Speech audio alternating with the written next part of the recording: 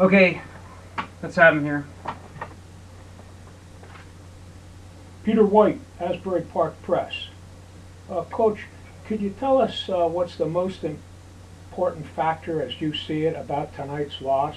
The most important factor of a loss?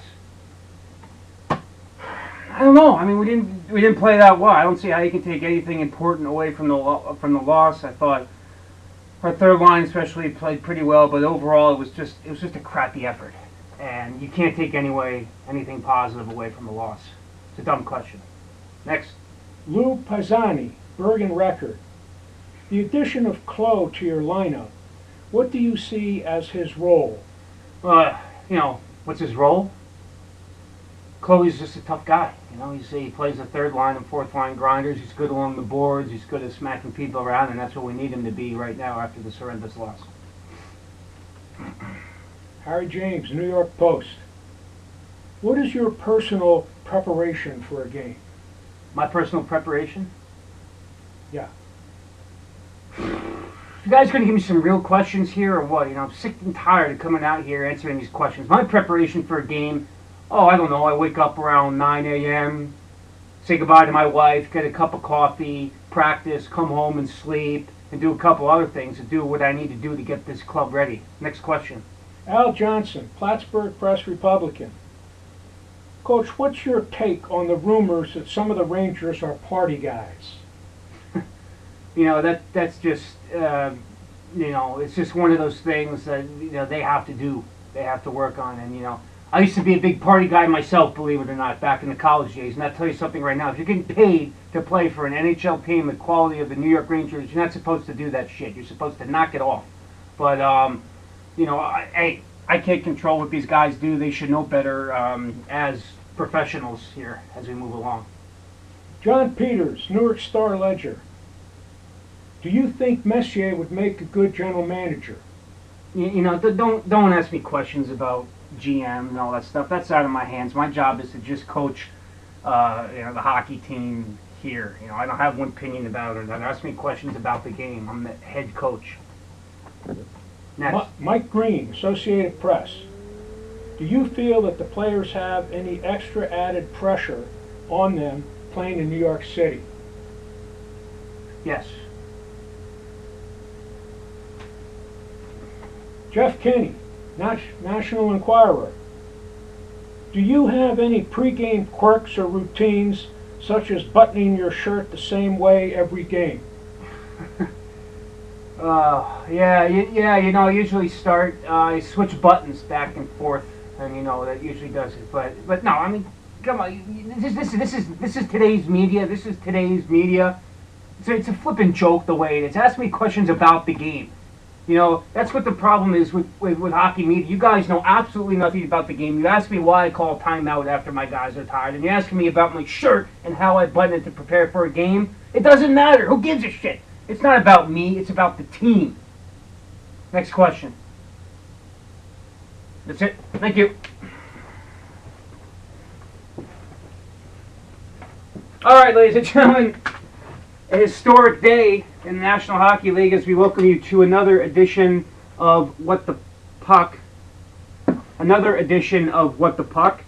That, of course, was supposed to be, I guess, John Tortorella joined by the old coach. Why don't you come up here and join me? Thank you very much for that, by the way. It's the old coach, ladies and gentlemen. And, I couldn't believe it. I figured out that Tortorella was fired online, and I just couldn't figure out why.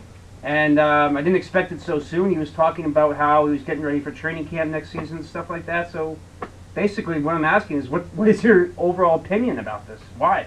Well, I was shocked, I have to tell you, Rob. I didn't expect this at all. I've been reading about the situation in New York papers, and the thinking there was that if in the next season coming up, if he had a part of the season where the team went into a major slump, or they got bounced out of the playoffs early, then he'd be gone. I didn't think he deserved to go. His body of work is pretty good here. Yep. Made the playoffs twice, conference finals once. Yep. He's he's rough around the edges, but that's the way he is. I didn't think it was fair. I didn't like the move that Sather made. Now, you know, in today's NHL, these guys are professionals, the players, obviously. And do you think that there's a clash of, not necessarily culture, but do you think if you take a hard-nosed coach like Tortorella and put him up against professionals, do you think the hard-nosed disciplinarian approach works for these guys, or no? That's a very good question. If you look at sport over the last 20 to 30 years, there have been college coaches and professional coaches that come in with a hard-ass approach. And that used to work, I think, more then than now. Not that you have to coddle the players, but sometimes the yelling at them and such like doesn't produce the best results. Yeah.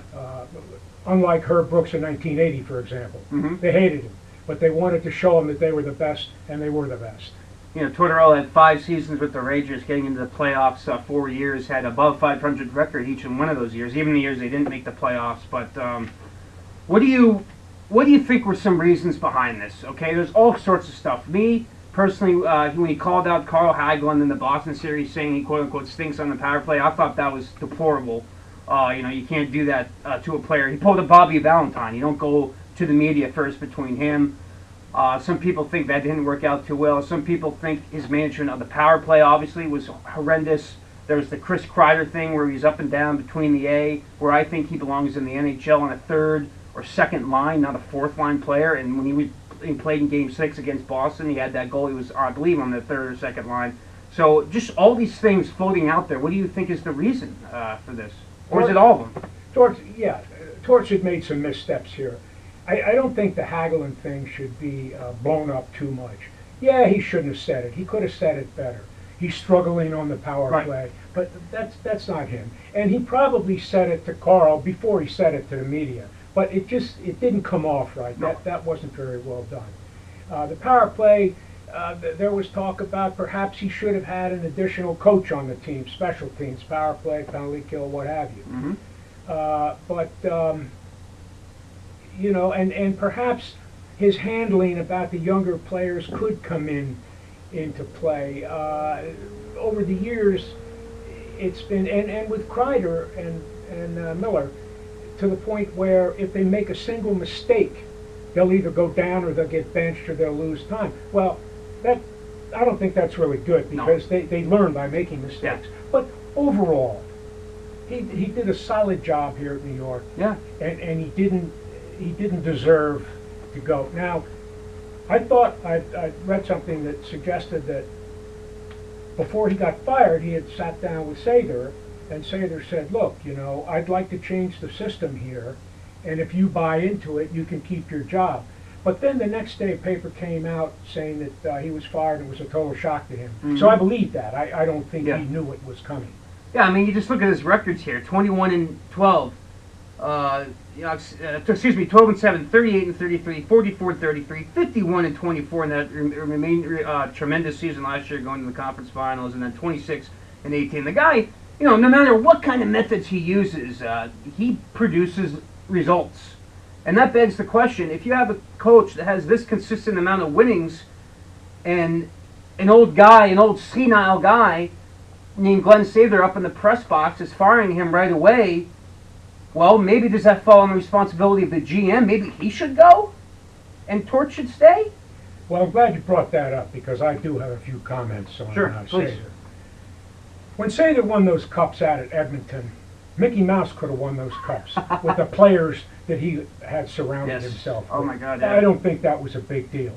But the game has left Sather so far behind that he still wears a leather helmet in his senior men's beer league. out of touch with reality. Yeah. Best move in that organization, get Sather out, put Messier in as the GM, and leave Torts in there for a while. But Torts is gone.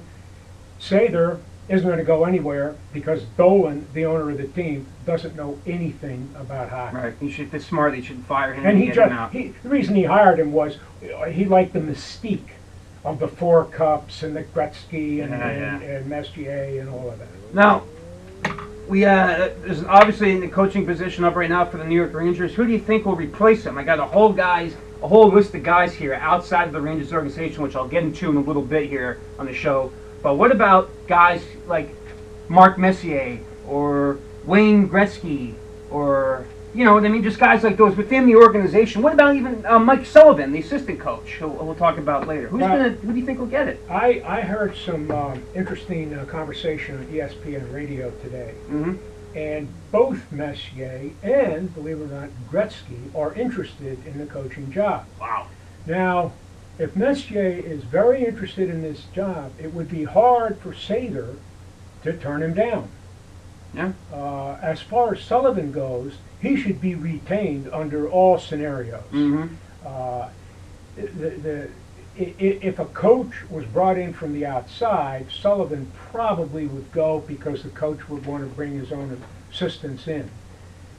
But the problem with all the ex-coaches, and there are good ones out there, Ruff and various other coaches and what have you. Keenan would be good, but he's over in the Russia, Hockey League. Don't forget that each one of these guys on his resume has at least one firing. So this idea of recirculating all these guys, you know, sure. I think it's better to get a fresh look. Messier understands the organization. I think he'd be ideal. He's a known star. The players would instantly respect him. Yeah. He's a good man. I don't know. I would like to see him. I think that would be fun. I mean, who wouldn't want to play for that guy? And you know, he's a player person. He relates well to players. He's done it for years. But the only knock against him right now is he has no coaching experience. I think he could step right in there, even as an assistant, and do a pretty good job because he knows the game, he knows how things work, he knows the personnel, he can relate to the players, and he's a legend, so who wouldn't want to play for him?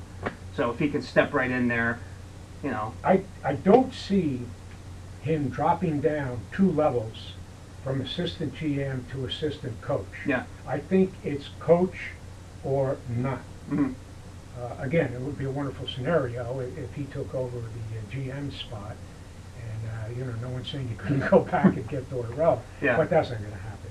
But I don't know. As each day goes by and you look at the New York stuff and you listen to the radio, what have you, it's more and more a possibility because I think Sather wants to keep Messier happy. He's doing a good job. Mm-hmm. And if you bring in somebody else, aren't you really slapping Messier in the face? That's a good point. He wants to coach. I say let him coach. How much harm can the guy do? That's a great point I'm going to get to. We're here with the old coach here on What the Puck edition. Lots of things going on with the New York Rangers. Tortorella's out. And, you know, like you said, the common theme I've noticed for the past 10 years with the Rangers when Glenn Sather was at the helm, you know, basically driving the ship drunk, in my opinion, sometimes. But he likes to go for the quick fix. He likes to go for guys outside the organization. If something doesn't work to his advantage, boom, he's gone. Someone else is in. You're right. They have some guys here within the organization that can take over this. I think Sullivan can do it. Hell, I even think Sullivan as a head coach and Messier as assistant coach would work well. But again, we got all these lists here: Lindy Ruff, Elaine Vigneault, etc., which we'll get into in a little bit. That he might pick. Do you think it's beneficial for a team that has this much leadership capability in the organizational structure to hire within, as opposed to going and getting someone outside? I think it's better to hire within. Right. Because these guys understand the system. They understand the New York mystique. They bring, Messier, for example, brings instant credibility. And if you bring in another coach from somewhere else, remember, he's failed at least once. And he'll have his own system, which, you know, that's okay. Mm-hmm. Because, Messier would have his own system, too. Yeah. But Messier, the other thing is Messier understands very completely every player. Yes. Oh, yeah. And, he knows them all. They would be very comfortable having him take over. One quick thing on Sather also. Sather, and there have been people, some talk radio guys, that have talked about, they ought to just get rid of Sather. Yeah. And put Messier in there or what. But Sather has gone through, I believe it is 6 coaches. Yeah. Nobody more than 4 years. Well, and he says, well, you know, our goal, I listened to his press conference, calling from various media members, and our goal is to win the Stanley Cup every year. Well, okay, so is everybody. But be realistic. You're not going to win the Stanley Cup every year, and you're not going to necessarily win the Stanley Cup even every 4 years. You know, there are teams out there that haven't won it for decades. So I think that's an unrealistic, you know, and totally out of touch goal. Yeah. No question. I mean, it's going to be an interesting few weeks here, month or so. I think they're going to want to name a coach before the June 30th deadline in beautiful downtown Newark. So we'll see. We'll see what happens there. It's just an absolute circus. It came out of nowhere. I mean, I literally went on my friend's Facebook page and he had it there, and I typed in like, WTF, when did this happen? So we want to know, who do you think would be a good coach for the Rangers? Anybody here? We'll get into the list in a minute, but you can respond right here on the comment page or go to the Facebook page, search for Rob Smyth.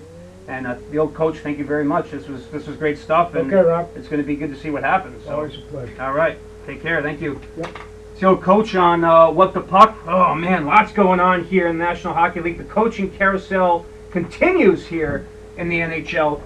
And you know, John Tortorella has provided us. He has been just an absolute gold mine for sound bites within the NHL. Whether I tried to simulate that right here with the press conference, but he has had some golden soundbite opportunities here, and I would like to share them with you. I picked the top 7. I picked top 7 Tortorella soundbites as a Ranger. He has about 150 as other coaches in the league with Tampa Bay and whatnot. But I thought, you know, since this is the Rangers thing, you know, we do a Rangers soundbite here.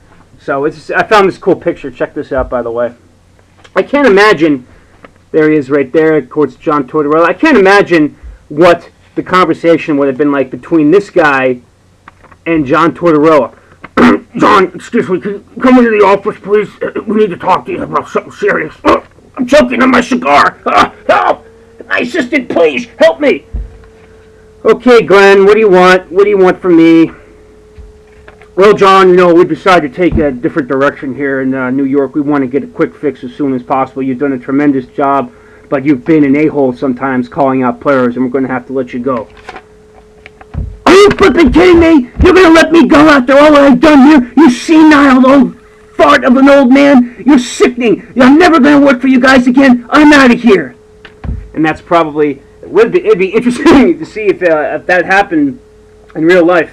Now, let's get to the sound bites of Torts. These are the top 7 sound bites. Then we'll come back and talk about the possible replacements for John Tortorella. But here's some sound bites, 7 of them, top 7 in my opinion, starting with the post game from a March 2nd, 2013 game, a loss against Buffalo. You think the Sabres were the hungriest team in this game? No, I mean, they were... No, I don't think the Sabres are a hungry team. I thought we stunk. And I'm not going to give Buffalo any credit. Well, I will give their third line credit. They outplay our top players.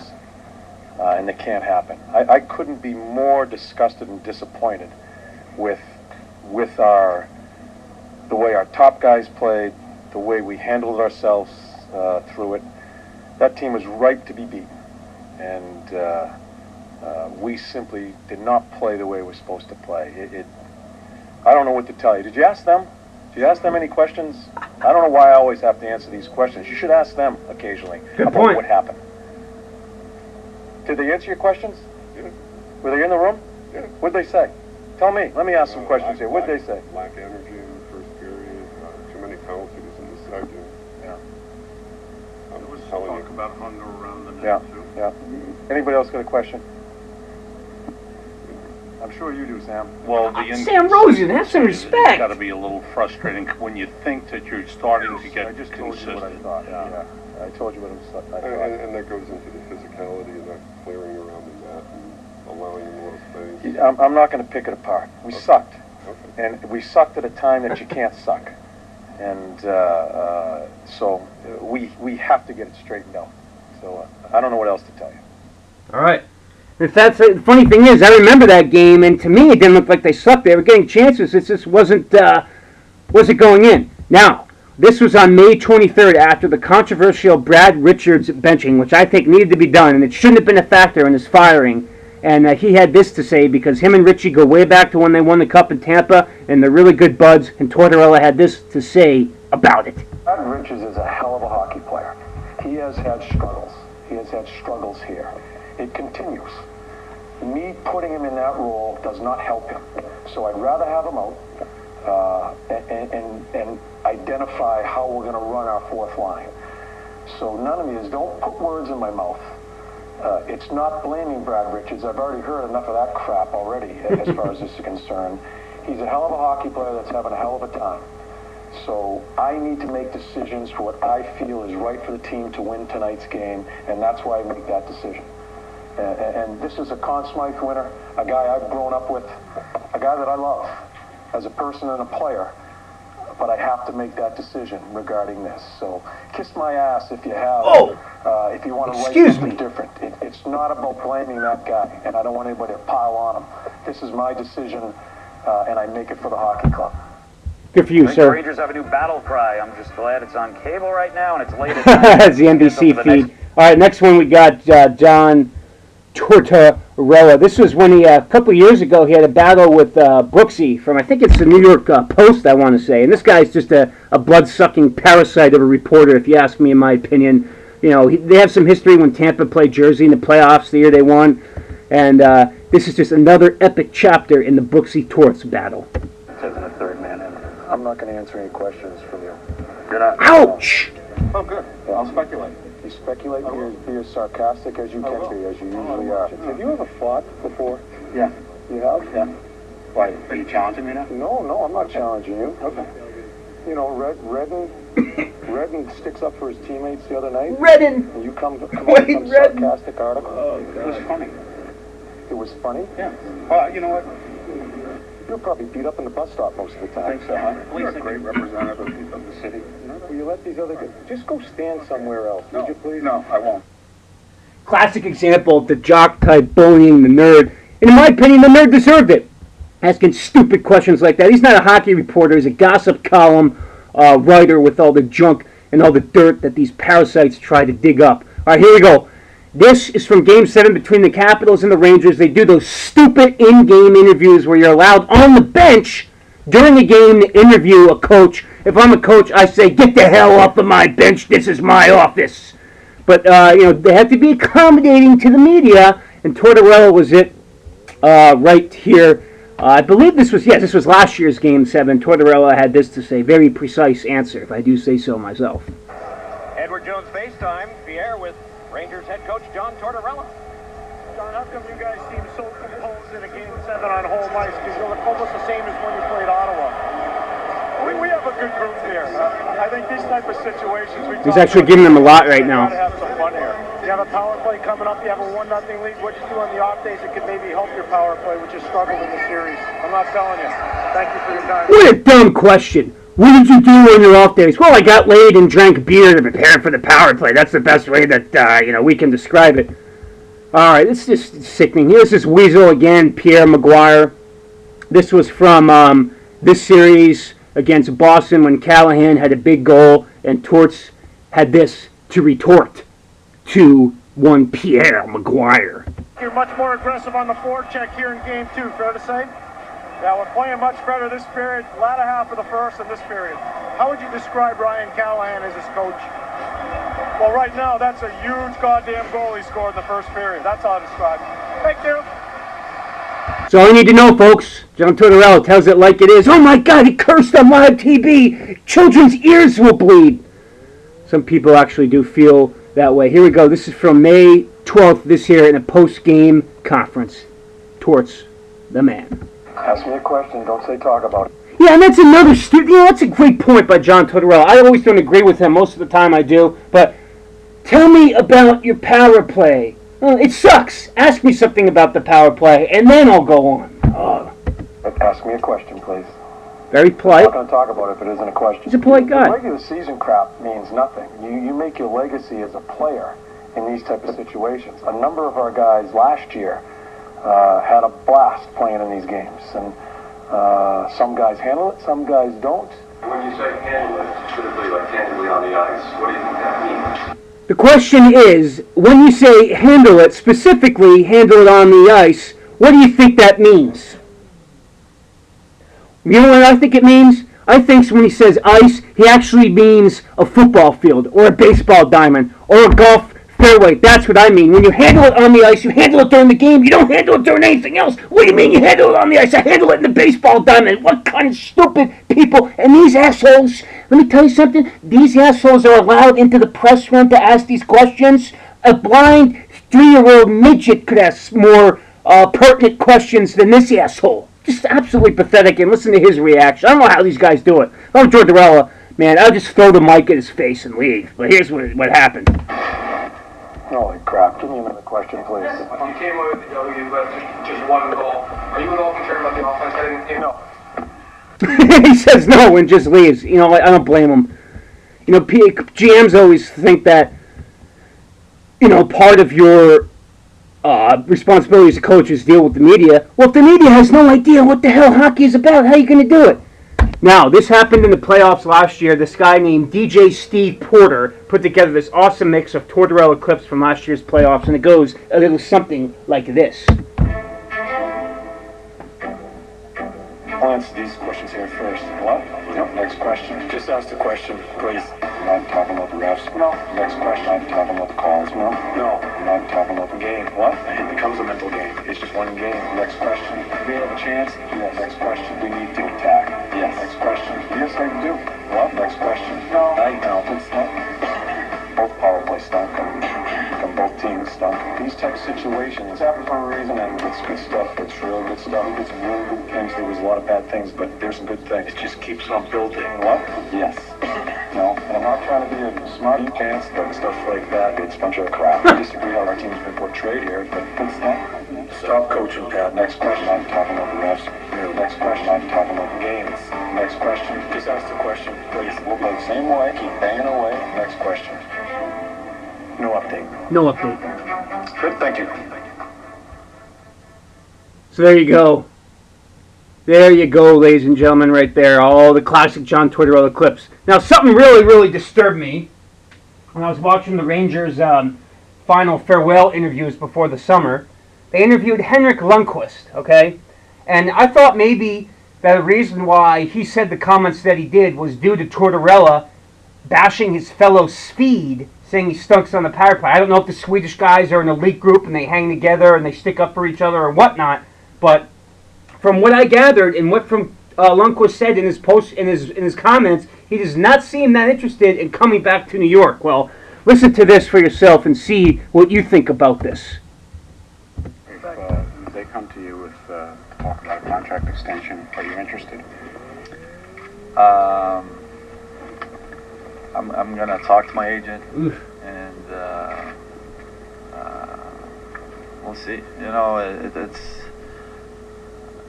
I had such a great time here in New York.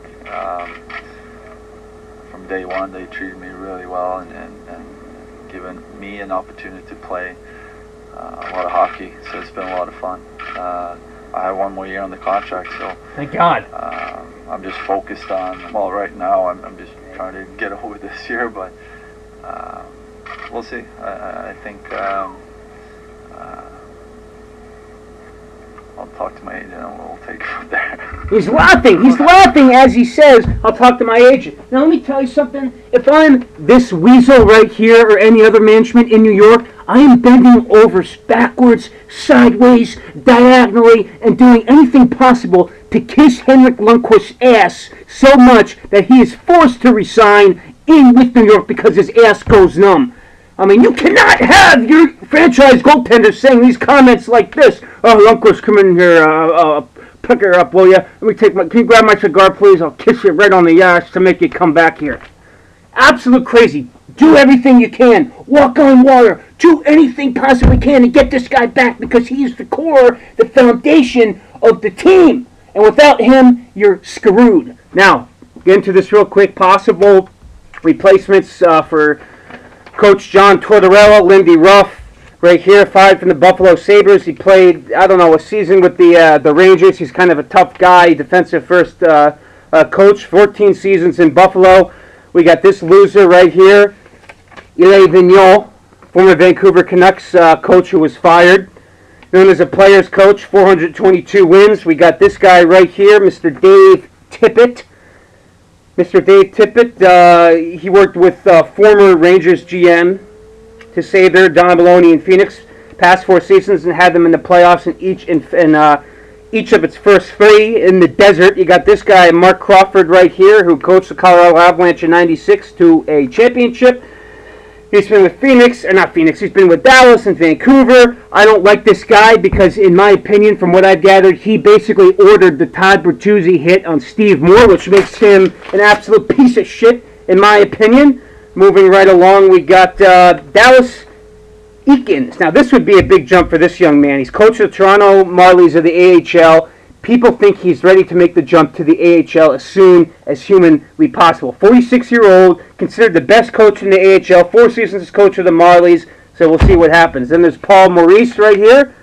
Paul Maurice, former Maple Leafs and Hurricanes coach, was in Russia, coached 1,084 games behind the bench. And then you have Scarface, Guy Boucher. Look at that scar right there. Ugh. Tough guy, fired from the Tampa Bay Lightning have to take them to the Eastern Conference Finals in 2011. So we'll see what happens. And, of course, there's Mark Messier. There's maybe Brian Leach as an assistant. But I say, like I mentioned earlier with the old coach here on the show, we thank him very much for joining us. What about Mike Sullivan, the assistant coach? Head coach from Boston, 03-04, 41-19. Didn't have a good record that next year, but this guy has been assistant for 5 years now. Maybe he'll get a head coaching job. Maybe Messier will be his assistant. I don't know. Only time will tell. Another coaching dramatic episode happened with this guy. Patrick Roy, named the head coach and vice president of hockey operations with the Colorado Avalanche. This is going to be absolutely sick. He's operated as head coach and general manager of the Quebec Ramparts of the Quebec Major Junior Hockey League the last 8 seasons. He has a ridiculous winning record with them. He's respected in Colorado. Guys like him. He's working with Joe Sakic up there in the office. So he's going to be their 6th head coach. He's got 55 regular season wins, 4 Stanley Cup championships, and 3 Conn Smythe trophies. He's the best goalie in the league history, bar none, in any sport. He's the best goaltender in any sport that has a goaltender could possibly imagine. Colorado right there. Let's see here. He inherits a crappy team, but he's got young guys and some stuff to work with. He might trade the first-round draft pick. Check this out. 348, 196 record with the Ramparts and a Memorial Cup appearance in 2006. This guy knows how to get it done. He's been a good coach with these young guys. He sent out his own son to beat the shit out of someone else. Will he do that in Colorado? I don't know. That'd be pretty cool. And he gets to work with Joe Sakic, 2 legendary players. The Avalanche mean a lot to me, said Roy, who was given a 4-year contract with an option for a 5th year. That's an organization I wanted to work with. This is the one. Those 8 years in Denver were fantastic ones. Our fans are extremely important to me. The people in Denver, from the first day I arrived here, they're simply fantastic to me. I felt that being part of that again is something I expect to enjoy a lot. Patrick Roy. And of course, Patrick Roy had one of the most famous sound bites in the history of sports when he was battling with Jeremy Roenick in the Chicago Blackhawks back in '96, in the '96 playoffs. Roy made the save after Roenick was hit down on a penalty shot, and no call was made. And Jeremy Roenick, that loudmouth, he had talking some smack to Patrick Roy, and Patrick Roy had this to say in return. What Jeremy says, because I got my 2 Stanley Cup rings plug in my ear.